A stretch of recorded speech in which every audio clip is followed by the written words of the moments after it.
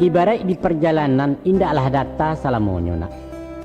Adang mendaki bukit tunggang hari kalam ranjau bersilang. Yok kelok titian lapuak hujan labek galodo tibu. Ado kalunyo manajun panjang kasiak badoro dipijakkan suuk tidak ngarai mengangu.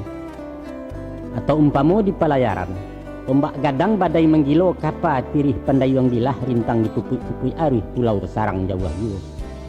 Makuba itu pulau hidup nang kona. Kok lai yakin je tawakal tabah mahadang parasayan. InsyaAllah takwa pintu sinan tabantang jalan raya.